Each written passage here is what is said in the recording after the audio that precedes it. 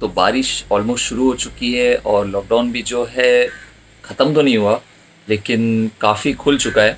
वैसे मौसम तो काफ़ी मज़ेदार हो गया है। Anyways guys, welcome back to my channel, this is Ishan Prani. तो आज हम लोग बहुत ही खास इंसान से बात करने वाले हैं, जो मेरे बहुत ही अच्छे दोस्त है और पूरे इंडिया में शायद ही ऐसे कोई मार्शल आर्टिस्ट होंगे जो इन्हें नहीं जानते होंगे।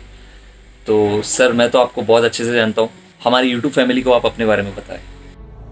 नमस्कार, सलाम, आदाब। जीशान पिरानी ब्लॉग्स के सभी दर्शकों को मैं शंतनु अम्बिलदो तहे दिल से शुक्रिया अदा करता हूँ कि आपने मुझे प्लेटफॉर्म दिया कि इस पे आके मैं अपनी बात रख सकूँ और करंट जो एमएमए सिचुएशन है, और ना केवल मिक्स मार्शल आर्ट्स जिसको हम सभी एमएमए के बारे नाम से जानते हैं, बल्कि बाकी स्पोर्ट्स भी जिस सिचुएशन से गुजर रहे हैं आज इंडिया में, उसके बारे में हम बात कर सके। और मैं बहुत ही शुक्रिया अदा करना चाहता हूँ जीशान पिरानी सर का और मुंब्रा एक्सप्रेस का कि उन्होंने हमें हमेशा ही सपोर्ट किया है। जीशान सर खुद ही टीम ड्रैगन के पार्ट है हमारी तरफ से। वे अल्टीमेट पंजाब में टीम पुणे की तरफ से खेलते हैं एंड जो हमारा ओपनिंग प्लेयर रहते हैं 57 कैटेगरी में, और उसी कैटेगरी में उतर के compete करते हैं। देवांग को भी बहुत ही अच्छा प्रमोट किया है आज तक मुंब्रा एक्सप्रेस ने। उसका एक बहुत ही खूबसूरत वीडियो मुंब्रा एक्सप्रेस ने शूट किया था, और उस वीडियो की वजह से देवांग के काफ़ी सारे इंस्टाग्राम पे व्यूअरशिप और उसके फॉलोअर्स बढ़ गए। सो मैं काफ़ी धन्यवाद अदा करना चाहता हूँ सबसे पहले मुंब्रा एक्सप्रेस का, जीशान पिरानी ब्लॉग्स का, और सभी दर्शक जो देख रहे हैं इस इंटरव्यू को। स्पेशली आपका व्यूअरशिप बहुत ही बड़ी मात्रा में है ठाणे में एंड अपना मुंब्रा में। सो मैं बहुत ही खुशनसीब हूँ कि इन सभी लोगों से मुझे कनेक्ट करने का मौका मिल रहा है। और बहरहाल अगर मैं बताऊँ तो जो आपके व्यूअर्स के लिए मैं अपने इंट्रोडक्शन छोटी सी मात्रा में दे देता हूँ। तो मेरा बैकग्राउंड जो है वो शुरू हुआ था मार्शल आर्ट्स में मेरे दादाजी के वजह से। वो बहुत ही अच्छे रेसलर थे, और जो हमारे फर्स्ट इंडिया के ओलंपिक ब्रॉन्ज मेडलिस्ट है खाशाबा जादव जी, केडी जादव कहते हैं उन्हें। तो 1954 में उन्होंने जो हेलसिंकी पे मेडल जीता था, वो खाशाबा जादव जी कोल्हापुर में ट्रेन करते थे। तो कोल्हापुर में उनके बहुत ही कम ट्रेनिंग पार्टनर रहते थे उस वेट डिवीजन में। तो मेरे दादाजी was one of his training partner. So Indian wrestling में पहला ब्रॉन्ज मेडल लाने में मेरी दादाजी का बहुत ही अच्छा योगदान रहा था। तो रेसलिंग की मेरी जो पहचान थी वो मेरी दादाजी की वजह से हुई। रेसलिंग की जो गुड थे वो उन्होंने मुझे बताए थे, और उसके बाद रेसलिंग के बारे में बहुत ही अट्रैक्शन मुझे पैदा हुआ था। पहला जो मेरा प्रॉपर अंडर कोच जिसको मार्शल आर्ट्स बोल सकते हैं वो था शोटोकान कराटे, एंड वो मैं सेंसेई अनूप कुलकर्णी के अंडर सीखा मैंने। उसके बाद मैं बूडो मैंने सीखा सेंसेई संजय जादव जी से, और उसके बाद मैंने वूशू भी काफ़ी किया। उसके बाद मैं सिलम्बम जैसे मार्शल आर्ट्स में भी मैंने काफ़ी हाथ आजमाया, और बहुत ही कॉम्पिटिशन्स में मैंने उसमें हिस्सा लिया।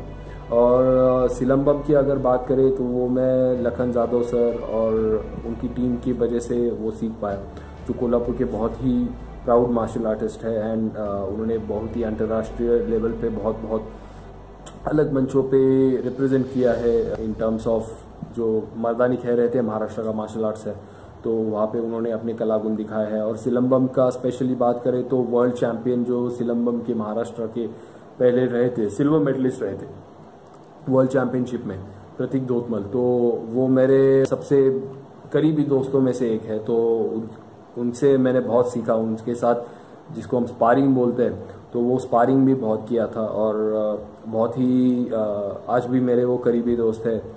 उनके साथ साथ सौरभ नानिवडेकर नाम के मेरे दोस्त है। तो मेरे सेंसेई अनूप कुलकर्णी, सौरभ नानिवडेकर जी एंड प्रतीक धोतमल, इन सब हम लोगों ने दोस्तों ने मिलके 2014 में ड्रैगन एमएमए जिम की स्थापना की थी कोल्हापुर में। कोल्हापुर में जब हमने जिम शुरू किया था तो अनफॉर्चुनेटली कुछ कारणों की वजह से हमें वो बंद करना पड़ा। वहाँ पे कुछ एक्सीडेंट वगैरह भी हो गए थे, तो हमें वो रन करना पॉसिबल नहीं था ड्यू टू द कैलामिटीज। सो हमने वो पूरा टीम एंड इंफ्रास्ट्रक्चर शिफ्ट कर दिया पुणे में। 2015 onwards we are running the gym in Pune, and बहुत ही अच्छे से वो अभी चल रहा है जब तक ये कोरोना का चक्कर नहीं आया था। तो काफ़ी अच्छे फाइटर्स हमारे कैंप से अब तक निकले हैं, जिसमें हम SFL के लीजेंड बोल सकते हैं उसको, फराज हजरतजादा, जो मैं मानता हूँ कि इंडिया का pound for pound best fighter है। प्लस योगेश यादव, वो हमारी टीम से है। नॉर्थ ईस्ट के काफ़ी अच्छे फाइटर्स हमारे यहाँ पे एसोसिएटेड है, जैसे एंथनी सियोम है, एनास्टेशियस है, तो इन्होंने भी काफ़ी अच्छा कंट्रीब्यूशन दिया था। आयुष्मान मुखर्जी कुछ दिनों तक हमसे जुड़ा हुआ था, बाकी वो अभी हमारे साथ नहीं है, लेकिन वो था तब तक उसने अच्छा कंट्रीब्यूट किया। देवांग का जैसे मैंने मेंशन किया, देवांग बहुत ही हमारा ज़बरदस्त फाइटर है। नेशनल लेवल पे वो मुay थाई में बहुत ही अच्छी तरह से रिप्रेजेंट कर रहा है महाराष्ट्र को। And not only in muay Thai, उसका MMA भी अभी काफ़ी अच्छा जा रहा है। पिछले 2 फाइट्स उसने ग्राउंड पे जीते, हालांकि वो पहले बॉक्सर है, लेकिन फिर भी उसका ग्राउंड गेम बहुत ही इम्प्रूव हो गया है और वो अभी बहुत अच्छा कर रहा है।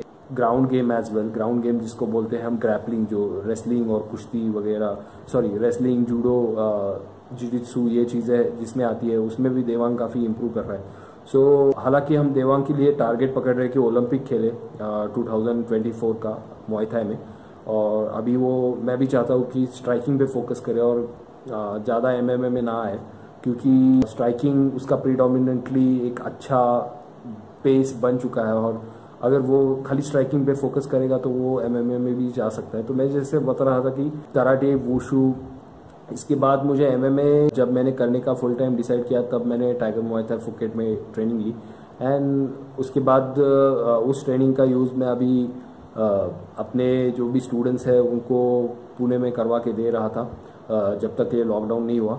और लॉकडाउन के दरमियान तो फिलहाल हम लोग जूम के थ्रू ट्रेनिंग दे रहे हैं, और कोशिश कर रहे हैं कि जो भी हमारा नॉलेज है उसके थ्रू बच्चों को भी फ़ायदा होए, हम लोग को भी एज अ ट्रेनर एक फूड सोर्स मिल जाए। दुनिया भर के गेम कोरोना की वजह से इफेक्ट हो गए हैं, तो आप गेमों का फ्यूचर किस तरह देखते हो? सर, ये बिल्कुल सही है कि दुनिया भर में अभी खेलों का फ्यूचर थोड़ा सा असमंजस में आ गया। इसमें हम देख सकते हैं कि मिक्स मार्शल आर्ट्स ने ही पहला कदम उठाया, और UFC ने अभी इवेंट शुरू कर दिए हैं, उनके अगले वाले फाइट कार्ड्स भी अनाउंस कर दिए।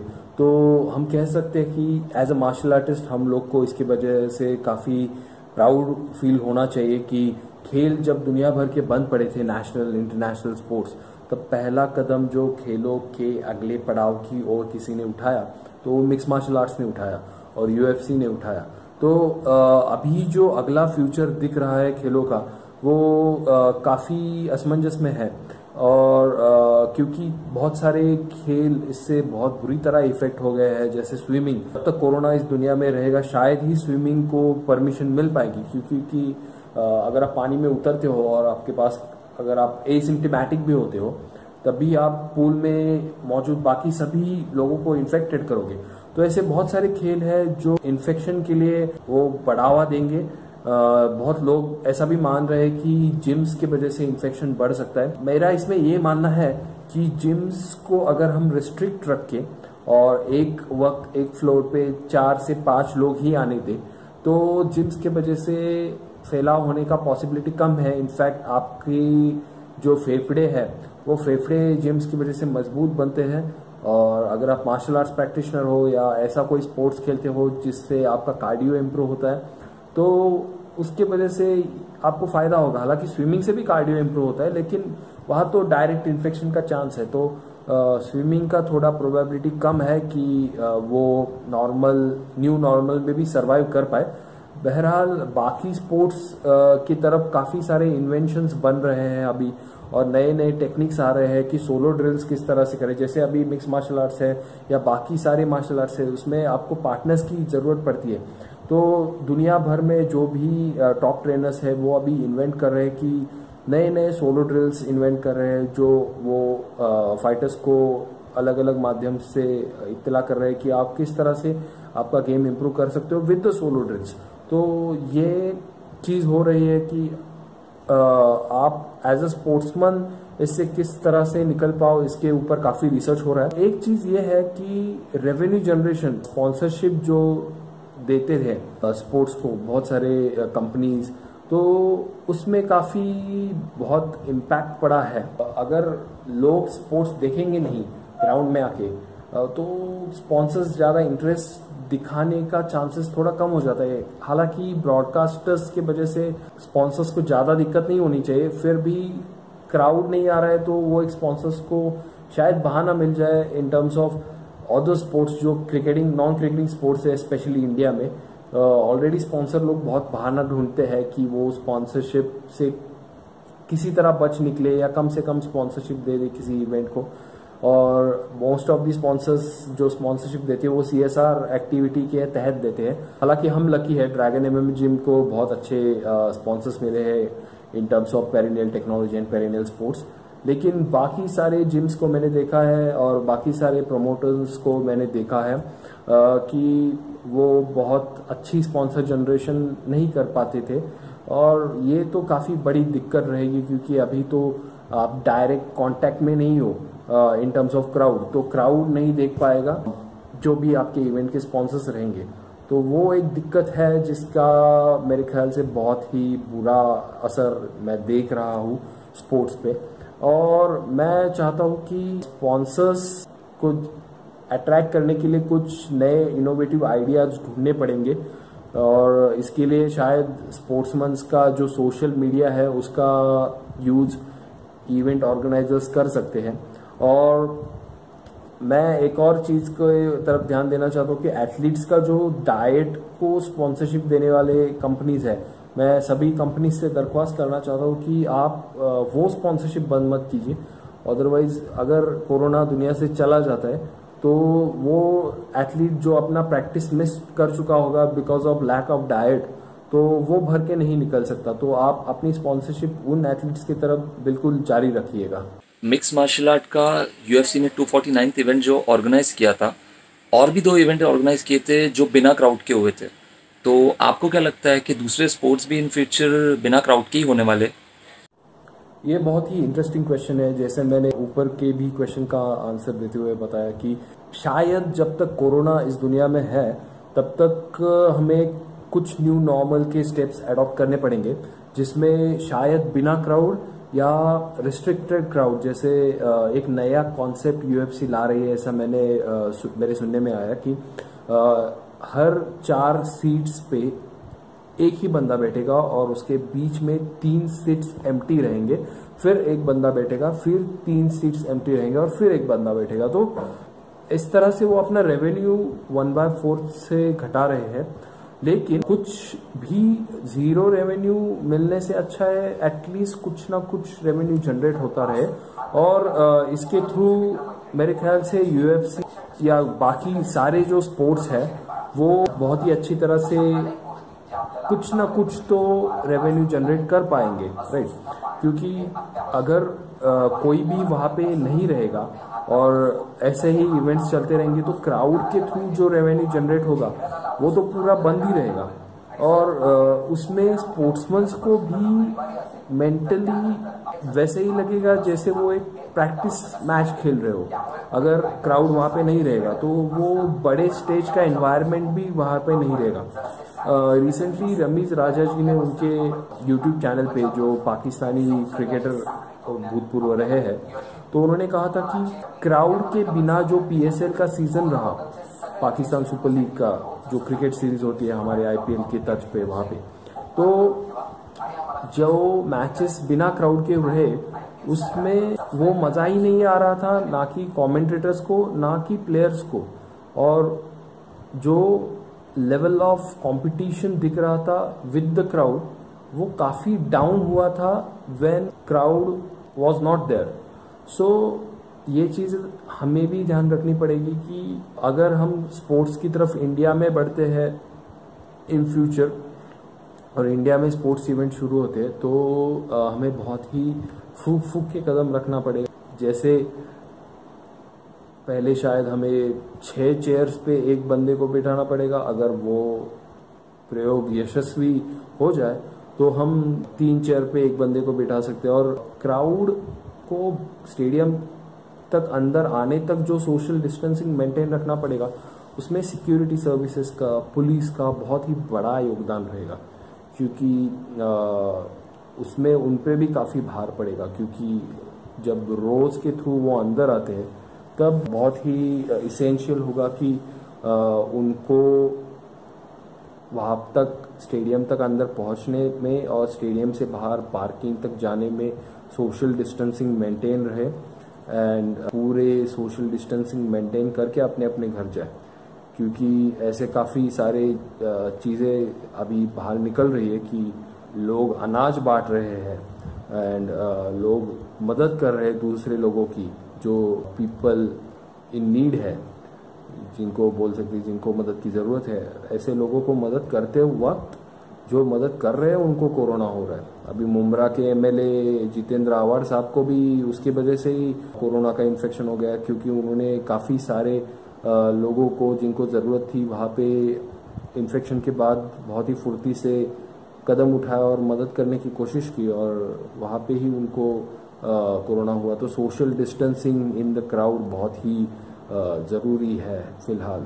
और अगर कोरोना नहीं ख़त्म होता है तो स्टेडियम्स का शायद कुछ नया स्ट्रक्चरिंग भी हमें देखने को मिले, और मुझे आश्चर्य नहीं होगा अगर स्टेडियम्स कुछ नए फॉर्मेट्स में बनाए जाए जहाँ पे सोशल डिस्टेंसिंग मेंटेन हो, और शायद एक एक चेयर के बीच में से ग्लास आ जाए। क्या पता, कुछ नया हो सकता है, क्योंकि विदाउट क्राउड तो स्पोर्ट्स ज़्यादा दिन तक, ओवरऑल स्पोर्ट्स इंडस्ट्री ही सरवाइव नहीं करेगी, तो क्राउड को तो लाना ही पड़ेगा इवेंचुअली। और जो ग्रैपलिंग करने से काफ़ी लोग परहेज करेंगे, तो इसके बाद कैसे ग्रैपलिंग होगा? सर, ग्रैपलिंग के बारे में अगर देखें तो ऑफ कोर्स वो एक कॉन्टैक्ट स्पोर्ट्स है। ग्रैपलिंग में आप भी जानते हो, जैसे रेसलिंग है, जूडो है, जिजित्सु है, सुमो रेसलिंग है, तो ये सारे जो बेल्ट रेसलिंग जैसे स्पोर्ट्स है, तो उसमें आपको पकड़ना होता है एंड आपको गिराना होता है, अपोनेंट को कंट्रोल करना होता है, सबमिशन करना होता है। तो बाय डिफ़ॉल्ट कॉन्टैक्ट स्पोर्ट्स है and human to human contact सारे गवर्नमेंट के रिस्ट्रिक्शंस के अनुसार अभी फ़िलहाल बंद करने के लिए बोले हैं। इसका प्रैक्टिस करना भी डेंजरस रहेगा, क्योंकि प्रैक्टिस करने से भी सभी परहेज करेंगे जैसा आप बोल रहे हो, और जो भी ग्रैपलिंग के जिम्स है उसको बहुत ही इफ़ेक्ट होने वाला है। सोलो ड्रिल्स पे सबको निर्भर रहना होगा। हालांकि जो बच्चे खुद के पेरेंट्स पे डिपेंड है, या टीनेजर्स, कॉलेज गोइंग स्टूडेंट्स जो खुद के पेरेंट्स से पैसे लेके एमएमए जिम्स में आते हैं, उनके पेरेंट्स मुझे नहीं लगता है कि अभी सपोर्ट करेंगे ग्रैपलिंग के लिए। नॉट ओनली इससे एमएमए या जूडो या जिजित्सु इफेक्ट होगा, इससे हमारे अखाड़ों का रेसलिंग भी इफेक्ट होगा। मेरे ख्याल से सोलो ड्रिल्स की तरफ जो भी बंदे सेल्फ रिलायंट है, जो जॉब कर रहे हैं और फिर एमएमए जिम्स में सब्सक्रिप्शन ले रहे, वो तो आएंगे क्योंकि उनका पैशन है और वो खुद के पेरेंट्स पे डिपेंड नहीं है इन टर्म्स ऑफ पैसे। तो वो लोग तो ज़रूर आएंगे और वो लोग तो ज़रूर ग्रैपलिंग करेंगे सोलो ड्रिल्स के तहत जैसे ही जिम्स खुलते हैं। लेकिन बाकी जो लोग हैं, जो जैसे मैंने बताया बच्चे और वो लोग जो डिपेंडेंट है अपने पेरेंट्स के पैसों के ऊपर, पेरेंट्स परमिशन उन्हें देना काफ़ी मुश्किल है। सो वो लोग शायद ही ग्रैपलिंग में आ जाए और शायद ही वो प्रैक्टिस कर पाए। और उसकी वजह से एक और चीज़ है कि स्पोर्ट्स को अभी एज अ स्पोर्ट्स शायद जब तक कोरोना है परमिशन मिलना भी मुश्किल है through government and through authorities. So ये स्पोर्ट्स बहुत ही स्ट्रगलिंग पीरियड से जाने वाला है अगले कुछ सालों तक, जब तक ये कोरोना रहेगा। क्योंकि मुझे नहीं लगता, मैं नहीं देखता जूडो के या जिजित्सु के कॉम्पिटिशन्स अब कहीं पे होंगे इसके बाद, क्योंकि ये तो काफ़ी बहुत ही बुरी तरह से इफ़ेक्ट करेगा ग्रैपलिंग को, ऐसा नज़र तो आ रहा है। फिर भी दुनिया भर के विद्वान इसके ऊपर चर्चा कर रहे हैं कि इसको और कैसे सेफर बनाया जाए। स्ट्राइकिंग के ऊपर इतना इफेक्ट नहीं होगा ऐसा मुझे लगता है, क्योंकि एमएमए अभी भी चल रहा है यूएस में एंड स्ट्राइकिंग को ज़्यादा इफेक्ट होने का पॉसिबिलिटी यूएस जैसे देश में कम है। आपने देखा होगा कि जैकरे सोजा इन्फेक्टेड हुआ था, फिर भी यूएफसी ने वो यूएफसी के जो 3 इवेंट हुए, अभी यूएफसी 250 हो रहा है, वो सब जारी रखे। इनफैक्ट जैकरे सोजा सभी फाइटर्स से मिला था, वहाँ पे प्रेस से मिला था, फिर भी कोई भी एसिम्टोमेटिक भी यूएफसी में पकड़ा नहीं गया। और ये अगर इंडिया में सीन हो गया होता तो वो कंटोनमेंट एरिया के नाम पे पूरा सील हो गया होता और वहाँ पे आके कॉरपोरेशन लोग दवाई छिड़कते हैं। हालांकि वो दवाई का कुछ यूज़ नहीं है, सबको मालूम है, साइंटिस्ट्स को, लेकिन पता नहीं कॉरपोरेशन क्यों अपना टाइम एंड मनी स्पेंड कर रहे हैं वो चीज़ों पे, और जिससे कीटक और इंसेक्ट्स मरते वो दवाई आके कोरोना के लिए स्प्रेड कर रहे हैं। कोरोना अल्कोहल और साबुन जो होता है वो दो ही चीज़ से आउट ऑफ द बॉडी जाता है, ये सबको मालूम है। अल्कोहल अंदर लोगे तो कोरोना अंदर बॉडी को पकड़ लेगा, लेकिन बाहर अगर अल्कोहल आपके है, वो भी पीने वाला अल्कोहल नहीं, जो आपके शैम्पूज में अवेलेबल रहता है, आपके सैनिटाइज़र में अवेलेबल रहता है, तो वो अल्कोहल से आपको कभी भी फ़ायदा होता है और उससे कोरोना आपका दूर रहता है। ये चीज़ों को कुछ समझ रहे यूएफसी और अमेरिकन अथॉरिटीज़, इसको समझ रहे, इंडियन अथॉरिटीज़ भी होपफुली जल्द से समझ ले तो ग्रैपलिंग इंडिया में शुरू हो सकता है, ये अपेक्षा हम कर सकते हैं। तो आप पर्सनल टूर के तौर पर सर्वाइवल के कौन से रास्ते ढूंढ रहे हो? सर, व्यक्तिगत तौर पे अगर बताऊँ तो फ़िलहाल मैं टेक्नोलॉजी का काफ़ी इस्तेमाल कर रहा हूँ, और मैं कोशिश कर रहा हूँ कि जूम के थ्रू मैं कनेक्ट हो सकूँ ज़्यादा से ज़्यादा स्टूडेंट्स के साथ। और मैं इस संकट को एक संधि मानता हूँ कि जिसके वजह से मैं टेक्नोलॉजी के साथ बहुत ही वेरियस डिस्ट्रिक्ट्स के स्टूडेंट्स के साथ अभी जुड़ सकता हूँ, और ना केवल महाराष्ट्र के बल्कि पूरे भारत भर के अभी डिस्ट्रिक्ट के स्टूडेंट्स के साथ जुड़ने का मेरा अभी प्रयास है।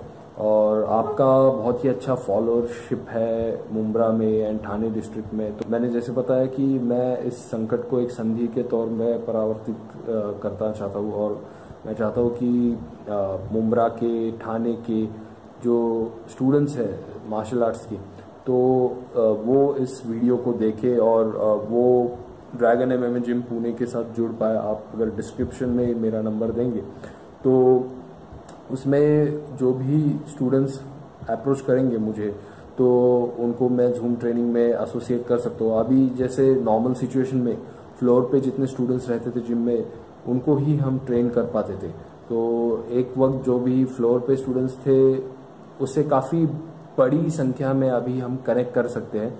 जैसे एक ही वक्त पे जूम की ट्रेनिंग के थ्रू या अदर हम ऐप डेवलपमेंट में भी अभी देख रहे हैं कि अगर जूम का कैपेसिटी ख़त्म हो जाता है तो हम एक ही वक्त 100 या 200 स्टूडेंट्स को किस तरह से ट्रेनिंग दे सकते हैं, उसके बारे में भी सोच रहे हैं एज ए टीम। एंड उसके थ्रू ही हम अभी कोशिश कर रहे हैं कि ज़्यादा से ज़्यादा सोलो ड्रिल्स परफेक्ट बनाई जाए। वर्ल्ड वाइड काफ़ी रेवोल्यूशन हो रहा है इन टर्म्स ऑफ सोलो ड्रिल्स, मैंने पहले भी ये बात आपको बताई, तो वो रेवोल्यूशंस के बारे में मैं अपडेट ले रहा हूँ। और मेरे गुरु जो है वेस्टर्न विल्सन, वो भी उसके बारे में काफ़ी सहकार्य कर रहे हैं मुझे, वर्ल्ड वाइड जो भी अपडेशन हो रहे हैं मार्शल आर्ट्स के नॉलेज के बारे में। क्योंकि अभी तो पूरा इसको बोल सकते हैं कि हम स्क्वायर ही उसका बदल रहा है, और स्क्वायर रूट से हमें पूरी तरह से चेंज करना पड़ेगा जो भी हमारे टेक्निक्स थे पहले पार्टनर ड्रिल्स के। तो वो तो एमएमए के बारे में मैं पर्टिकुलरली बोल सकता हूँ कि हम काफ़ी तरीके से चेंज कर रहे हैं, और साइंटिफिक वे से किस तरह से हम सोलो ड्रिल्स को ज़्यादा से ज़्यादा इफेक्टिव वे में बना के स्टूडेंट्स की तरफ पहुंचा सकते हैं, वो पहुंचा रहे। एट द सेम टाइम मैं एक चीज़ स्टूडेंट्स को भी बताना चाहता हूँ कि बहुत सारे स्टूडेंट्स मैंने देखे कि यूट्यूब पे वीडियोस देखते हैं देन दे फॉलो दैट। तो उसमें एक चीज़ है कि अगर आपको यूट्यूब पे वीडियोस फॉलो करना है तो उनको करो, ऐसा नहीं कि मत करो, मगर आप आपके कोच से डिस्कस करो कि क्या आप चीज़ वो करेक्ट कर रहे हो। तो चाहे आप हमारे पास ट्रेन करो या बाहर के जिम्स में ट्रेन करो, एक काम करिए कि आपके जो ट्रेनिंग के वीडियोस है वो आपके कोचेस को दिखाइए, और आपके कोचेस से पूछिए कि क्या मैं सही पोस्चर रख रहा हूँ ये टेक्निक्स इम्प्लीमेंट करते वक्त, क्या मैं सही एंगल्स का इस्तेमाल कर रहा हूँ, क्या मेरा बॉडी मूवमेंट सही से हो रहा है। तो ये चीज़ अगर आप नहीं कर रहे हो और आप कंटिन्यूसली रिपीटेशंस करते जा रहे हो गलत पोस्चर से, तो आपका वो मसल मेमोरी बन जाता है, और एक बार आपका गंदा मसल मेमोरी बन जाता है तो वो बहुत ही डिफ़िकल्ट होता है आपके बॉडी से निकालना। एक सादा एग्जांपल देता हूँ मैं कि कोई बंदा अगर गलत तरीके से पुशअप मारता है और अगर वो कंटिन्यूसली उसी गलत तरीके से पुशअप मारते जा रहा है तो ये बहुत ही डिफ़िकल्ट रहता है। आपको भी एज ए ट्रेनर ये बात पता होगी कि उसका पुशअप का टेक्निक बदलना बहुत ही मुश्किल रहता है। उसका सबसे बड़ा रीज़न ये है कि उसका माइंड उसको बता रहा होता है कि वो सही से पुशअप मार रहा है, लेकिन वो मार रहा होता है गलत। यही चीज़ है कि हम लोगों को एज ए ट्रेनर अपने स्टूडेंट्स के पोस्चर्स पे, बॉडी उनका एंगल्स होता है, उसका मूवमेंट होता है, उस पर काफ़ी ध्यान देना पड़ता है। और यूट्यूब से आप सीखो, अच्छी चीज़ है, मत सीखो ऐसा मैं नहीं बोल रहा है, लेकिन क्या आप सही कर रहे हो और आपका पोस्चर क्या करेक्ट है वो आपके कोच से क्रॉस वेरीफाई करो। हमारे साथ जुड़ोगे तो मुझसे भी क्रॉस वेरीफाई कर सकते हो, और उसके बाद आप वो चीज़ें करने लगो और उसके रिपीटेशंस करो।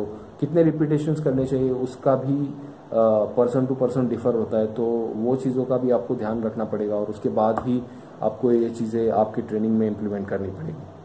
तो क्या इसके बाद बच्चों को और बुढ़ापे की ओर बढ़ने वाले लोगों को मार्शल आर्ट सीखना चाहिए?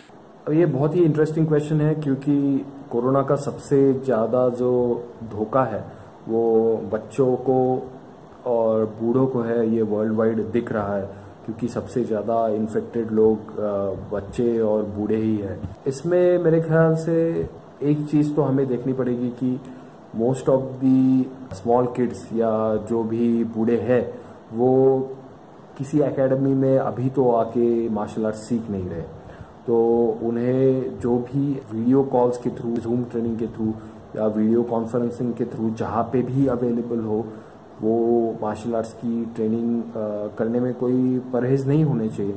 क्योंकि इसका फ़ायदा ये है कि जैसे अगर हम देखें तो हमारा जो ह्यूमन एनाटॉमी का बेसिक इंस्टिंक्ट रहता है वो रहता है फाइटिंग एंड रनिंग, क्योंकि सर्वाइवल के जो हमारी प्रोग्रेस हुई है एज ए ह्यूमन, उसमें इंसान ने पहली चीज़ यही सीखी है कि भागना और फाइट करना। तो उसी के थ्रू जानवर होते उनको मारता था और शिकार करता था, और उसी के थ्रू उसका सर्वाइवल होता रहा था कई हज़ारों सालों तक। उसके बाद उसने आग लगाना सीखा, उसके बाद उसने व्हील्स बनाना सीखा, और उसके बाद कई सारी क्रांतियाँ हुई। तो यही चीज़ है कि पूरा जो ह्यूमन का एनाटॉमी है उसमें अगर हम फाइटिंग और रनिंग को अडॉप्ट कर ले और इसके प्रैक्टिस को अडॉप्ट कर ले तो उसका बहुत फ़ायदा होता है। मैं मेरा एक व्यक्तिगत अनुभव आपको बता देता हूँ। उसका साइंटिफिक कितना बोल सकता हूँ बेस है इसका मैं प्रूफ नहीं दे सकता, लेकिन व्यक्तिगत तौर पे मुझे उसका काफ़ी फ़ायदा होता है। जब भी मेरा कोई बैक पेन होता है या बैक का कुछ भी इंजरी होता है, सर मैं रनिंग करता हूँ, बहुत सारा रनिंग करता हूँ और बहुत स्प्रिंट्स मारता हूँ और ग्राउंड को बहुत सारे चक्कर लगाता हूँ। और आप यकीन नहीं करोगे, जब तक मैं ग्राउंड ख़त्म करूँ, रनिंग ख़त्म करूँ, मेरा वो बैक पेन ठीक हो जाता है। तो ये काफ़ी इंटरेस्टिंग है। लेकिन इनफैक्ट मेरा स्पाइन में थोड़ा सा गैप भी आ गया था बीच में, तो मेरे को डॉक्टर ने बहुत सारा फिजियोथेरेपी बताया और बहुत सारा ये करो वो करो, ऐसा बहुत सारा इलाज बताया। और हालांकि मैंने किया वो, लेकिन उससे ज़्यादा फ़र्क नहीं पड़ रहा था। तो मैंने रनिंग स्टार्ट किया बहुत सारा, और वो रनिंग से काफ़ी मुझे इम्प्रूवमेंट हुआ। हालांकि वो गैप बहुत थोड़ा था, लेकिन उससे पेन होता था काफ़ी मुझे। तो वो रनिंग की वजह से वो ऑटोमेटिक हील हो गया और उससे मेरा काफ़ी इम्प्रूवमेंट हो गया। जब तक आप 5 किलोमीटर 6 किलोमीटर का रनिंग नहीं करते तब तक आपका बॉडी शायद हील नहीं होता, ऐसा मेरा एक व्यक्तिगत अनुभव है। ऑफकोर्स आपको चीज़ें आपके डॉक्टर से सलाह के थ्रू ही करनी चाहिए, लेकिन मेरा उससे काफ़ी फ़ायदा हुआ है। और मार्शल आर्ट्स के एक्सरसाइजेस का भी मुझे काफ़ी फ़ायदा होता है। जब भी मैं थका हुआ होता हूँ तभी मैं अगर मैं कोई कराटे का काता वगैरह करूँ फुल एनर्जी के साथ, तो उससे काफ़ी मेरा ब्रीदिंग इम्प्रूव होता है और एक काम माइंड बन जाता है। तो स्पेशली जो लोग एजेड है उनके लिए वो काफ़ी हेल्पफुल रहेगा मेरे ख्याल से, इवन बच्चों को भी, क्योंकि होमवर्क्स वगैरह उन लोगों के काफ़ी टेंशन्स हालांकि अभी स्कूल के उनके हेक्टिक लाइफ की वजह से उनके लाइफ में आ चुके हैं, तो वो चीज़ों को अवॉइड करने के लिए और उसके ऊपर हम बोल सकते हैं उसको ओवरकम करने के लिए मार्शल आर्ट्स का काफ़ी फ़ायदा होगा। जैसे मैंने पहले भी आंसर्स में बताया था कि आपको ये सारी चीज़ें कोच के ऑब्जर्वेशन के अंडर करनी चाहिए। फ़िलहाल कोरोना के वक्त में आप ऐसे कोच ढूंढ लो जो आपको जूम के थ्रू ट्रेनिंग दे सके और आपको ऑब्जर्व कर सके आप सही कर रहे हो। अगर जूम ट्रेनिंग आपको पॉसिबल नहीं है आपके एरिया में, अगर वीक कनेक्शन है, ऐसा कुछ भी है जिसके थ्रू आप इंटरनेट कनेक्टिविटी नहीं पा सकते हो, तो मेरे ख्याल से आपको ऐसा मार्शल आर्ट्स का क्लास ढूंढना चाहिए जहाँ पे आपके कोच आपसे सोशल डिस्टेंस मेंटेन रखे। फ़िलहाल कोरोना के टाइम पे तो ये करना पड़ेगा क्योंकि दूसरा रास्ता दिखाई नहीं दे रहा, लेकिन जैसे मैं बता रहा था सभी बूढ़ों को, बच्चों को 100% MMA की तरफ जाना चाहिए। इंडिया के स्पोर्ट के ऊपर कोरोना का अब तक क्या असर हुआ है और आगे क्या होगा? Sir again a very interesting question, क्योंकि इंडिया के स्पोर्ट्स के ऊपर इसका काफ़ी गहरा असर हो रहा है। अगर आप देखो तो इंडिया एक स्पोर्टिंग नेशन था नहीं, अगर 20 साल पहले का तस्वीर देखें हम। जैसे हमने पहले क्वेश्चन में भी मेंशन किया था कि केडी जाधव साहब ने 1954 में फर्स्ट इंडिविजुअल ओलंपिक मेडल जीता था। हालांकि हम हॉकी में काफ़ी सारे जीत रहे थे, लेकिन वो काफ़ी हॉकी डिफरेंट था आज के हॉकी से। अगर हम उसके रूल्स एंड रेगुलेशंस भी देखें, वो ग्रास पे खेला जाना वाला हॉकी था, काफ़ी उसके स्टेडियम के आकार बड़े होते थे और उसके पेनल्टी कॉर्नर के रूल और पेनल्टी स्ट्रोक के रूल्स अगर आज के हॉकी से जो एस्ट्रोटर्फ पे खेला जाता है उससे कंपेयर करें तो काफ़ी डिफरेंट था। तो हम अगर कहें कि हॉकी में हम जीतते थे तो वो एक्चुअल में हॉकी काफ़ी डिफरेंट था, जो तब का हॉकी था और आज का हॉकी काफ़ी डिफरेंट है। तो वो कुछ अलग ही स्पोर्ट्स था जिसमें हम चैंपियन थे, ना कि आज की हॉकी में हम चैंपियन थे। और उसके बाद हम देखें तो ओलंपिक लेवल पे इंडिविजुअली हमने कुछ कमाल नहीं किया था। मिल्खा सिंह जी और पीटी उषा जी काफ़ी करीब आए थे मेडल जीतने के, लेकिन मेडल जीत नहीं पाए थे। और अगर हम देखें तो हमारे काफ़ी सारे एथलीट्स ने आज तक उनका जो बेस्ट परफॉर्मेंस दिया था वो ओलंपिक में नहीं दिया था अनफॉर्चुनेटली। मिल्खा सिंह का बेस्ट टाइमिंग ओलंपिक में नहीं है, पीटी उषा का बेस्ट टाइमिंग ओलंपिक में नहीं है, अंजू बॉबी जॉर्ज का बेस्ट जंप ओलंपिक में नहीं है। अगर हम देखें कि लिएंडर पेस एंड महेश भूपति 1999 में 3 जीते थे और चारों फाइनल्स में पहुंचे थे, लेकिन 2000 का ओलंपिक में वो मेडल नहीं जीत सके। तो हम देखे थे हमारे प्लेयर वर्ल्ड लेवल पे डायमंड लीग या दूसरे लीग जो प्रोफेशनल लीग्स होते हैं, एथलीट्स या जो भी स्पोर्ट्स पकड़े तो वहाँ पे अच्छा परफॉर्म करते हैं, लेकिन जब ओलंपिक की बारी आती है हम कहीं पे मात खा लेते हैं। तो परफॉर्मेंस अंडर प्रेशर हमको जमता नहीं था ओवर द ईयर्स, और ये सभी दिग्गज एथलीट्स के साथ हुआ है इंडिया के। इसमें काफ़ी चेंज आया आफ्टर 2000 और हम देख सकते हैं कि ओलंपिक में भी हमारे मेडल्स बढ़ने लगे। पिछला ओलंपिक बहुत खराब गया, लेकिन उसके पिछले ओलंपिक में शायद 6 मेडल जीते थे हमने, राइट। और 7-8 ओलंपिक तो 6 ओलंपिक तो हमारे ऐसे गए जिसमें मेडल ही नहीं आया। तो उसका कंपेयर करें 2012 में हमने 6 ओलंपिक मेडल जीते थे, जो काफ़ी सराहनीय था। फिलहाल खेलो इंडिया के वजह से यंग एथलीट्स को काफ़ी अच्छा पैसा मिल रहा था, लगभग 50,000 तक उनके घर में आ जाते हैं पर मंथ। उनका डाइट उससे काफ़ी अच्छे से वो निभा सकते हैं, काफ़ी अच्छे फैसिलिटीज़ में ट्रेन कर सकते थे और वो चल रहा था। उसकी वजह से शार्दुल विहान हो या काफ़ी सारे एथलीट्स हैं, रेसलर्स हैं, जो अपकमिंग टूर्नामेंट्स में जो जूनियर टूर्नामेंट्स है या एशियन लेवल के टूर्नामेंट्स है वहाँ पे काफ़ी अच्छा तगड़ा परफॉर्मेंस कर रहे थे। लेकिन ये सब कुछ कोरोना की वजह से अभी इफेक्ट हो रहा है। शायद ये साल का खेलो इंडिया भी नहीं होगा। अभी एग्जाम्स नहीं ले रहे तो क्या खेलो इंडिया लेंगे? हालांकि वो भी काफ़ी गलत है एग्जाम्स नहीं लेना, क्योंकि आप इंडिविजुअली एक एक टीचर को एक एक स्टूडेंट के घर भेज के उसके एग्ज़ाम कंडक्ट कर सकते हो और न्यूट्रल तरीके से वो कंडक्ट हो सकता था। ऐसे ही किसी को डॉक्टर बना देना विदाउट टेकिंग हिज एग्जाम, या इंजीनियर बना देना, ये तो आप देश के एक तरह स्वास्थ्य के साथ खिलवाड़ कर रहे हो, क्योंकि वो इंजीनियर कोई बिल्डिंग बनाएगा या कोई ब्रिज बनाएगा, गवर्नमेंट जॉब उसको अगर उस डिग्री पे लग जाती है जो डिग्री उसको एग्जाम न देते हुए हासिल हुए, तो समझिए वो कितना डेंजरस रहेगा एज अ सोसाइटी, राइट। या वो डॉक्टर जिसने एग्जाम नहीं दिए और वो लोगों को दवाई देते फिर रहा है या सर्जरी कर रहा है, तो वो कितना डेंजरस चीज़ है। यही चीज़ हमको समझनी पड़ेगी एज अ सोसाइटी, और इसके थ्रू हमको गवर्नमेंट को डिमांड करने। क्या ग्रैपलिंग, जिujutsu, जूडो और दूसरे गेम्स कोरोना के साथ दम तोड़ देंगे? रेसलिंग, जूडो या जिujutsu है, उसको अभी इंडियन गवर्निंग बॉडीज़ को UFC के जो शोज़ हैं वो मेरे ख्याल से देखने चाहिए, क्योंकि UFC में बेयर बॉडी खेलते हैं, इसमें गीज भी नहीं होता।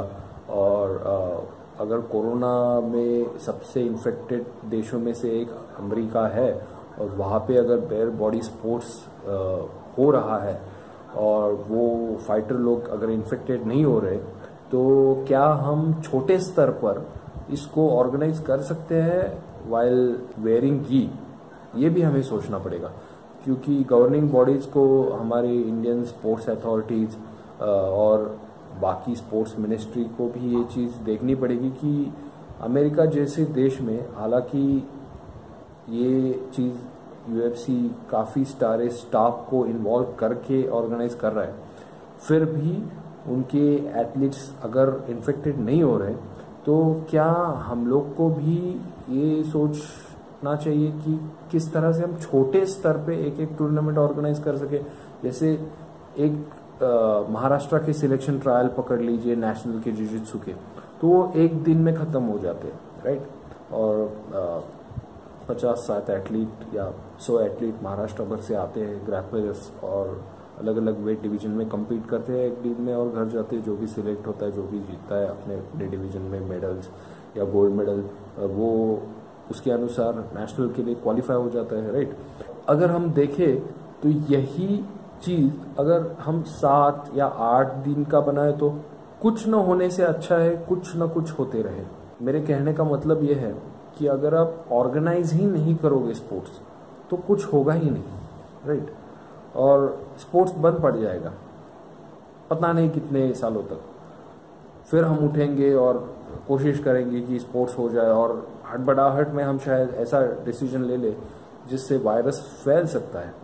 तो उससे बेटर है कि हम ये करें कि जो एक दिन का टूर्नामेंट होता है उसको 7 दिन का बनाएं, और पहले दिन शायद फ्लाईवेट रखे, दूसरे दिन बैंटमवेट रखे, तीसरे दिन फेदरवेट रखे। उसमें भी हम पूरी तरह से ऑर्गेनाइजिंग कमेटी ये मेंटेन करे कि जो भी फाइटर लोग या ग्रैपलर आ रहे हैं वो सोशल डिस्टेंसिंग मेंटेन करे, और दोनों फाइटर्स के बीच बिफोर द मैच कोई कांटेक्ट ना हो, ना केवल वो 2 फाइटर्स के बीच बल्कि स्टाफ और जो भी फूड अथॉरिटीज़ हो उसके बीच कोई कांटेक्ट ना हो। हालांकि उसका प्रैक्टिस काफ़ी इफेक्ट होने वाला है, जहाँ पे भी जिम्स में, अखाड़ों में आप ट्रेनिंग कर रहे हो, एकेडमीज़ में ट्रेनिंग कर रहे हो, तो वहाँ पे प्रैक्टिस काफ़ी इफेक्ट होने वाला है, जूडो का वगैरह स्पेशली, क्योंकि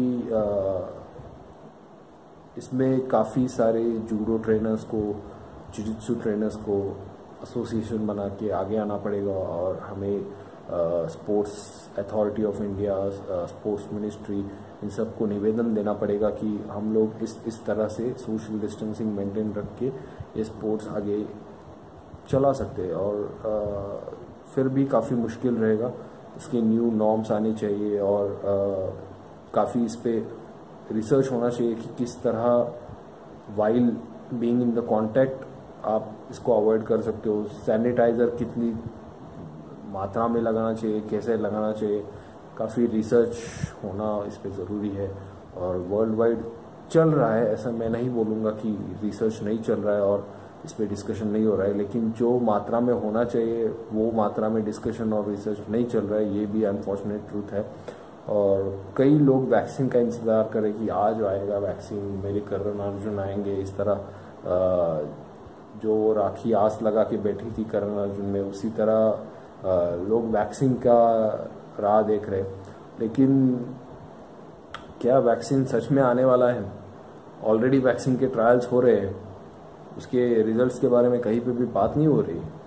वो यूएस में हो रहे हैं, डायरेक्ट ह्यूमन ट्रायल्स हो रहे हैं, यूके में हो रहे हैं, लेकिन कहीं पे भी उसके रिजल्ट्स के बारे में बात नहीं हो रही है। उसका मतलब ये है कि शायद वो रिजल्ट फेलियर जा रहे हैं। मोस्ट ऑफ दी साइंटिस्ट मान रहे हैं ये आर्टिफिशियली क्रिएटेड वायरस है, तो इसका कोई इलाज हो नहीं सकता इन टर्म्स ऑफ वैक्सीन। तो वैक्सीन का राह देखने से अच्छा है कि हम सॉल्यूशंस ढूंढें और सॉल्यूशंस की तरफ अपना जर्नी जारी रखें। आपका क्या ख्याल है कि फ्यूचर में अगर किसी को प्रो एमएमए फाइटर बनना हुआ तो वो आज के मुकाबले कितना मुश्किल होगा? सर आपको ऑनेस्टली बताऊं तो इंडिया में आउट एंड आउट प्रो ऐसा कोई फाइटर नहीं है। प्रो फाइट्स खेलते हैं, लेकिन अगर हम कंपेयर करें उसका यूएफसी के प्रो फाइटर्स से, बेलाटोर के प्रो फाइटर्स से, तो वैसे प्रो फाइटर्स इंडिया में है नहीं। और मैं आपको सीधी भाषा में समझाऊं तो अगर हम देखें यूएफसी में अभी जो बड़े स्टार्स हैं, वो फाइटिंग के अलावा उनका और कुछ बिजनेस नहीं होता। जैसे अभी मकग्रेगर है, तो मकग्रेगर का fightlife.com है, दूसरे भी उसने बिजनेस बनाया है। वो भी बिजनेस डिपेंड करते हैं उसके एज अ फाइटर जो भी इमेज है उसके ऊपर। अगर वो फाइट्स हारने लगे भविष्य में ज़्यादा मात्रा पर, उसके वो बिजनेस पे बहुत बुरा असर होने वाला है उसका, और वो भी उस चीज़ को जानता है। और जैसे अभी खबीब नूरमगोमदोव है, हालांकि उसने फाइटिंग के अलावा ऐसा दूसरा बिजनेस जैसे मैकलाइफ.com वगैरह जैसे मैकग्रेगर ने खोला है, वैसे खोला नहीं है, फिर भी उसका एज अ ब्रांड वैल्यू बहुत है। और स्पेशली अरब वर्ल्ड में खबीब नूरमगोमदोव का ब्रांड वैल्यू जो है वो बहुत ही तगड़ा है। ये सभी लोग जानते हैं कि खबीब के ज़बान को कितना वैल्यू होता है, स्पेशली मिडल ईस्ट एरिया या जो भी हम उसको अरब वर्ल्ड बोलते हैं उसमें, राइट। उसका रीज़न ये है कि वो अनडिफीटेड है, और हम बोल सकते हैं कि उसी वजह से उसको जो भी पैसे मिल रहे हैं अभी यूएफसी के तरफ से, तो उसमें वो अपनी पूरी टीम चला सकता है, राइट। तो ऐसे जो भी यूएफसी फाइटर्स है उनका खुद का खर्चा बहुत रहता है। जैसे उनका एनालिस्ट रहते हैं, उनके डाइटिशियन रहते हैं, उनके पूरे कुक्स जो स्टाफ रहता है वो अलग से रहता है, उनका जो ट्रेनर का स्टाफ रहता है, मेजरमेंट का स्टाफ रहता है। मेजरमेंट का स्टाफ रहता है, बहुत जन को मालूम नहीं है, लेकिन मैंने जब इन प्रो फाइटर्स से अलग अलग चीज़ों के बारे में डिस्कस किया थ्रू लिंक्डइन वगैरह, तब मुझे पता चला कि इनके रिपीटेशंस जो है होते हैं वर्कआउट के दरमियान, या ड्रिल्स कितने टाइम पे कौन सा ड्रिल कितने टाइम करते हैं, इनका एक अलग से टीम रहता है कि वो मेजर करें। और ये बहुत सारे प्रो फाइटर्स के पास रहता है यूएफसी में। तो इन सब का खर्चा बहुत रहता है सर। सो ये उठाने का अभी मुझे नहीं लगता इंडिया में किसी भी फाइटर के पास इतना पैसा है कि उसमें से 10% भी ये इंडियन फाइटर कर सके। और इसीलिए मैं यूएफसी फाइटर्स को, बेलाटोर फाइटर्स को रियल प्रो फाइटर्स बोलता हूँ। 1FC फाइटर्स भी जो भी चैंपियनशिप या टॉप 3 लेवल पे है, उनको मैं रियल प्रो फाइटर्स बोलता हूँ, क्योंकि वो लेवल अलग है और वो लोग अपना घर फाइटिंग के तौर पे चला रहे हैं। हमारे यहाँ पे फाइटर्स को कितना पैसा मिलता है? मैक्सिमम 1 से 2 लाख, या मैक्सिमम मैंने सुना है 3 लाख किसी फाइटर को मिले थे एक फाइट से। 3 लाख से उसका घर 1 आध साल चलेगा, राइट। उसके ऊपर क्या चलेगा? ये फाइटर्स को ये पैसे से कितना फायदा होगा? ठीक है, उनको एक पैसे मिल रहे हैं, लेकिन अभी इंडिया में जो भी फाइटर्स है सर, उनके सबके खुद के जिम्स है, राइट, या वो किसी जिम में मेन ट्रेनर्स है, लीड ट्रेनर्स है। मैं प्रो फाइटर्स का बात कर रहा हूँ। तो उसके वजह से क्या है कि वो लोगों का खर्चा वो जिम्स के थ्रू चलाते हैं, और वो उनके जो भी जिम्स के थ्रू उनके सैलरी मिल रहा है उसके थ्रू चलाते हैं। और ये चीज़ों के वजह से सर, इनको हम कंपेयर करें बाहर के फाइटर्स के साथ, जो यूएफसी के फाइटर्स है, जो खुद का ट्रेनिंग कैंप पूरा खुद चलाते हैं और खुद के पूरे ट्रेनिंग पार्टनर्स का खर्चा उठाते हैं, और पूरे उनका जो डाइटिशियंस है, न्यूट्रिशनिस्ट है, उनके कुक्स है, और उनके मेजरमेंट लेने वाले लोग हैं, ट्रेनर्स है, पर्सनल ट्रेनर्स है, तो इन सारे जन का खर्चा उठाने वाले यूएफसी फाइटर्स के साथ हम उनका कंपैरिजन नहीं कर सकते। प्रमोशन इंडिया में नहीं आ रहा है कि इंडियन फाइटर्स को इतना पैसे दे कि वो फाइटिंग में ही अपना करियर बना सके। तो सारे फाइटर्स एक तो जैसे मैंने बोला फाइटिंग या फिटनेस के स्पोर्ट्स से एसोसिएटेड है, अलग अलग चीज़ों से। कुछ ऐसे भी है जो कॉर्पोरेट जॉब कर रहे हैं, कुछ पढ़ाई कर रहे हैं कॉर्पोरेट जॉब मिलने के लिए। जैसे हमारा फेमस फाइटर ड्रैगन का फरहाद हजरतजादा है, वो अभी एमबीए कर रहा है, राइट। और उसका एम है कि वो कॉर्पोरेट जॉब पकड़ ले, क्योंकि अभी वो लगभग 28-30 साल का कुछ हो गया है, मुझे एग्जैक्टली उसका एज पता नहीं है, हालांकि वो दिखता काफ़ी यंग है, लेकिन उसका एज काफ़ी हो गया है। उसको अभी तक ये मैं माने फाइटिंग में ये तो मिडिल एज आ गया है ना, आप 35-36 तक फाइट कर सकते हो, लेकिन ये एज तक आने के बाद भी despite being Asia's pound for pound number 1 fighter, unfortunately उसको कोई बड़े प्रमोशन ने आज तक लिया नहीं।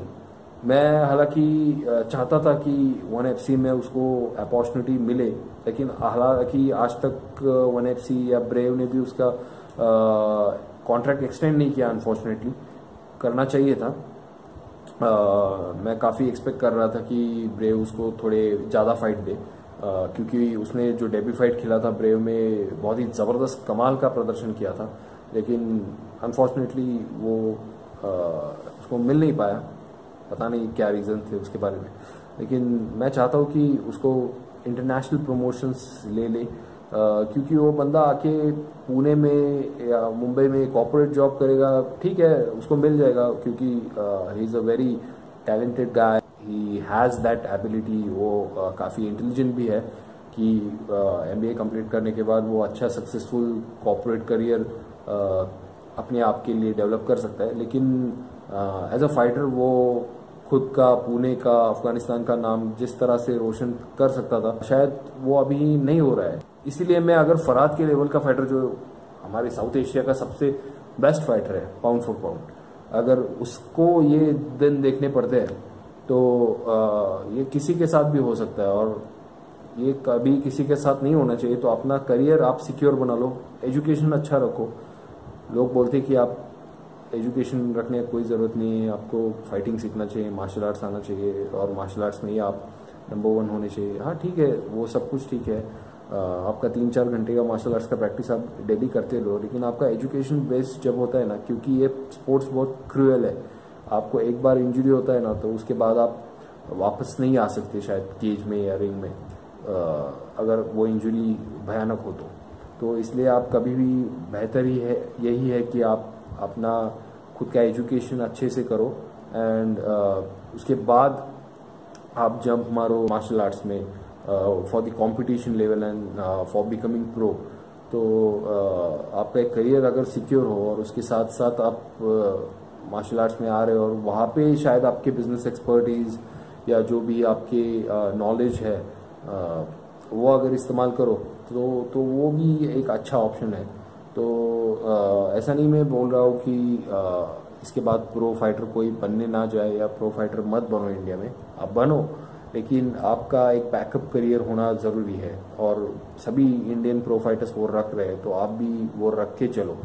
क्योंकि मैं नाम नहीं लेना चाहता, लेकिन मेरा एक बहुत ही अच्छा फाइटर ड्रैगन का था, अच्छा नहीं बोलूँगा लेकिन एवरेज फाइटर था, और उस बंदे ने पूरा उसका लाइफ डेडिकेट किया। आप भी वो 27-28 साल का है और उसने कुछ भी नहीं किया है लाइफ में, माने उसने ना ग्रेजुएशन किया ना कुछ भी किया। अभी वो किसी रियल एस्टेट कंपनी के साथ जुड़ा हुआ है और उनका डोर टू डोर सेलिंग करता है। मुझे बहुत ही बुरा लगता है, बेचारा 5-6 हज़ार का जॉब करता है। एज अ मार्शल आर्टिस्ट भी उसका ग्रोथ नहीं हो पाया, और उसने जिस चीज़ के लिए एजुकेशन छोड़ा मार्शल आर्ट्स, वो एजुकेशन भी उसका कंप्लीट नहीं हो पाया, तो उसको घर चलाने का अभी दिक्कत है। तो ऐसे बहुत सारे केसेस हैं इंडिया में जो मैं चाहता हूँ कि कोई फाइटर फेस ना करे। अपना खुद का करियर पहले सिक्योर करो और उसके साथ साथ ट्रेनिंग करते रहो। इंडिया में अभी जो MMA के सारे जिम्स बंद है, तो इस पर MMA और उसके फाइटर एंड कोचेस पर क्या इफेक्ट हुआ है? सर, आप खुद एक मार्शल आर्ट्स कोच हो और आपने बहुत ही खूबसूरत खुशीदो जो मार्शल आर्ट्स है उसका इन्वेंशन किया है, उसके आप फाउंडर हो और बहुत ही अच्छा उसका प्रचार कर रहे हो आप। और आप भी जानते हो कि क्योंकि हम कहीं पे भी अभी ट्रैवल नहीं कर सकते हैं ड्यूरिंग दिस लॉकडाउन, तो उसकी वजह से जो इंस्टीट्यूट्स है वो काफ़ी इफ़ेक्ट हो गए, क्योंकि स्पेशली हमारे ड्रैगन एमएमए जिम का जो मार्केटिंग रहता था वो रहता था थ्रू सेल्फ डिफेंस सेमिनार्स। ना केवल वो मार्केटिंग के एस्पेक्ट से हम करते थे, बल्कि जो वुमेन एम्पावरमेंट को सहायता मिलती थी उसके लिए भी उसका काफ़ी इफ़ेक्ट होता था। हमारे साथ बहुत ही अच्छी हमारी सेल्फ डिफेंस की टीम है, नितिन शेटे सर है उसमें, और स्वतंत्र डोंगरे जो हमारा प्रो फाइटर है, उसका all Asian south Asian ranking अभी फ्लाईवेट में 11 नंबर पे है। हमारे अभिषेक सर है और गौतमी मैम है और साक्षी मैम है, और बहुत ही हमारा जो ड्रैगन का ट्रेनर्स का टीम है, एंड उसमें निखिल सर, मैं उनका नाम लेना भूल गया, तो वो सारे जन बहुत ही अच्छे से ट्रेनिंग दे रहे हैं बच्चों को। मैं भी खुद भी उसमें इन्वॉल्व हूँ, और हम लोग कोशिश कर रहे हैं कि हज़ारों बच्चों तक, स्पेशली गर्ल्स तक सेल्फ डिफेंस के गुण है वो पहुँच सके। जनरल जो सेल्फ डिफेंस ट्रेनर्स है वो देते हैं training in terms of striking, right.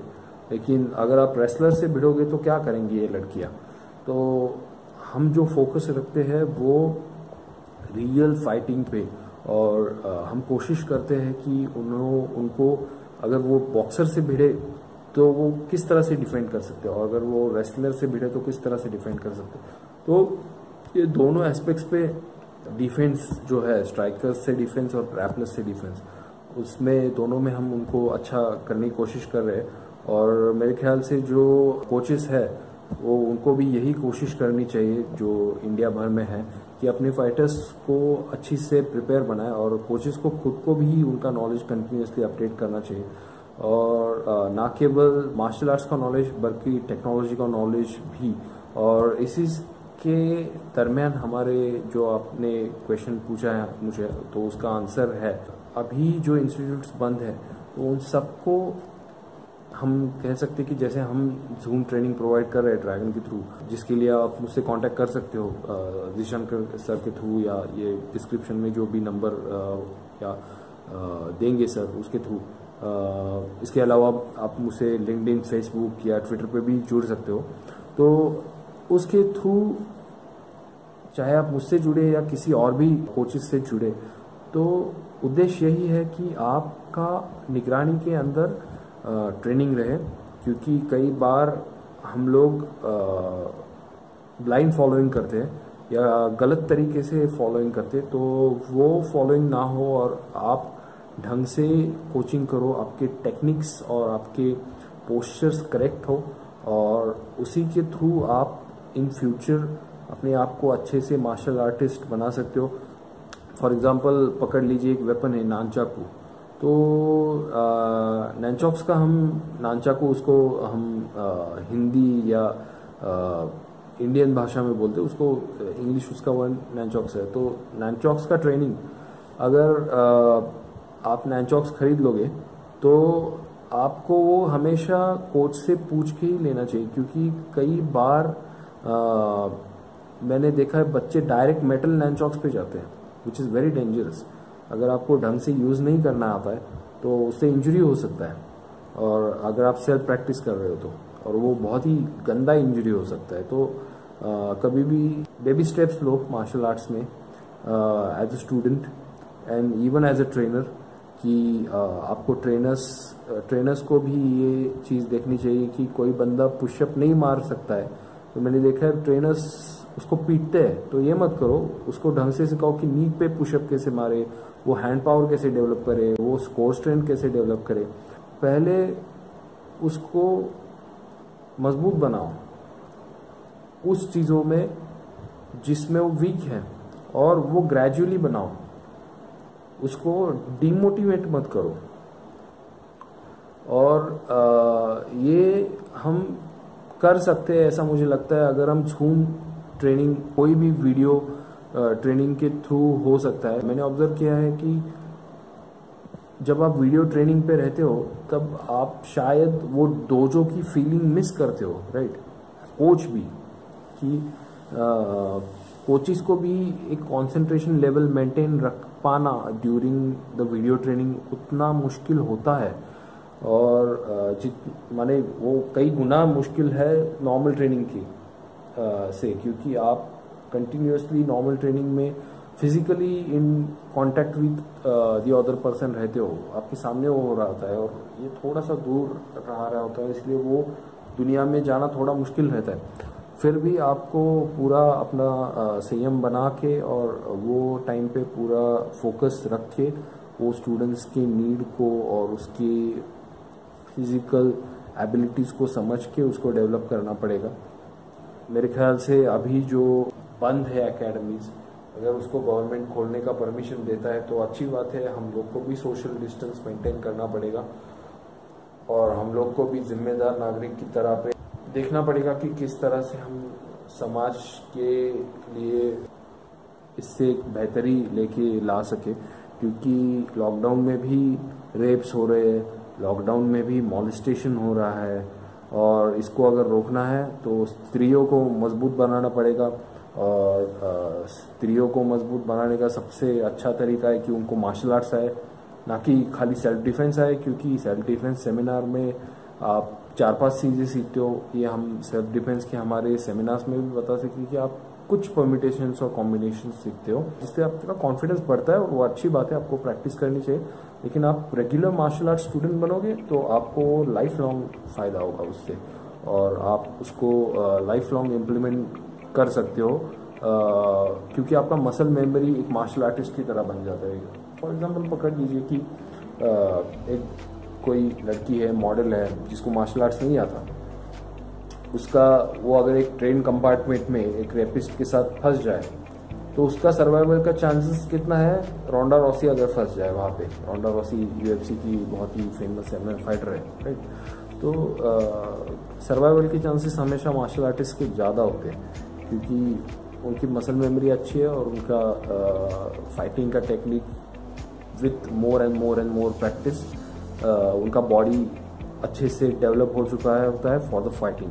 सो कभी भी स्पेशली लेडीज़ लोग को और लड़कियों को ये चीज़ समझनी चाहिए, स्पेशली लॉकडाउन के टाइम पे या जो भी टाइम अवेलेबल हो, कि आप डंबल्स उठाओ, डंबल्स से बेंच प्रेस मारो, ठीक है, आपका से बॉडी अट्रैक्टिव होगा, लेकिन क्या ये आपको बचा पाएगा in the self defence situation. Self defence situation में अगर आप पंचेस मारते हो तो उससे आपका बॉडी भी अच्छा रहेगा, और उसके साथ साथ आपका मार्शल आर्ट्स का स्किल भी अच्छा डेवलप हो जाएगा। सो क्यों ना चूज़ करें मार्शल आर्ट्स को instead of regular gyms, right. ऐसा नहीं मैं बोल रहा रेगुलर जिम मत करो, वो भी करो, और अगर पॉसिबल हो तो उसके साथ मार्शल आर्ट्स को ज़्यादा तवज्जो दो, स्पेशली गर्ल्स, क्योंकि इवेंचुअली आपका मोस्टली रहता है वेट लॉस या फिटनेस, राइट। उनको मोस्टली 99% ऑफ द गर्ल्स को बॉडी बिल्डिंग में कोई इंटरेस्ट नहीं रहता, उनको जनरल फिटनेस में इंटरेस्ट रहता है या वेट लॉस में इंटरेस्ट रहता है। तो वो चीज़ों के लिए मार्शल आर्ट्स कभी भी आइडियल है।